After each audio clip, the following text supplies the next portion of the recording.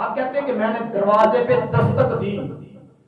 مولا علی پاک نے دروازہ کھولا، نبی کی بیٹی کے خامد شوہر مولا علی پاک نے جب دروازہ کھولا تو فرماتے ہیں کہ جب دروازہ کھولا تو میں اندر داخل ہوا، سلام دعا ہوئی، آؤں اندر بیٹھ گیا تو میں نے مڑ کے دیکھا وہ چکی جو فاطمہ الزہرا سلام اللہ علیہا چلاتے چلاتے نماز میں مصروف ہو گئی تھی، وہ چکی خود بخود چل رہی تھی، آٹا پستا جا رہا تھا۔ فرمایا کہ میں نے اپنی آنکھوں سے دیکھا کہ وہ چکی جس کا خود چلنا ناممکن ہے اور نہ ماننے والی بات ہے، لیکن میرے نبی کی بیٹی کی عظمت کا یہ صدقہ تھا کہ وہ جیسے ہی نماز کے اندر مصروف ہوئی، اللہ نے فرشتوں کو مامور فرما دیا، فرشتوں کو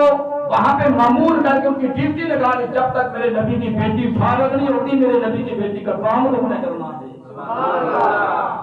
حضرات گرامی یہ ہمیں درس دیا فاطمہ الزہرا سلام اللہ علیہا نے کہ جہان والوں اگر میں ایک خاتون ہو کے گھر کے سارے کام کاج بھی کرتی ہوں اور پھر اللہ کی بارگاہ میں سجدہ بھی قضا نہیں ہونے دیتی،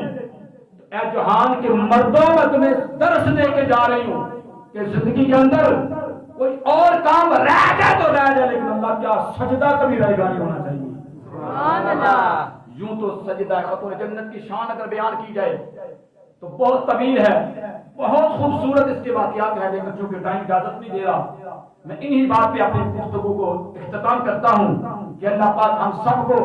جہاں پہ ہم اللہ اور اللہ کے رسول کے ساتھ محبت کرتے ہیں وہاں پہ اہل بیت اطہار کے ساتھ محبت کرتے ہوئے میں اپنی زندگی کو پورا کرنے کی توفیق عطا فرمائے۔ قل لا اسألکم علیہ اجرا الا المودۃ فی القربى، دنیا کی ہر چیز تمہیں نصیب ہوئی کملی والے کے صدقے، لیکن میرے غلاموں میں تم غلاموں سے کچھ نہیں مانگتا، صرف میری اہل بیت میری قرابت سے پیار کرنا ہے۔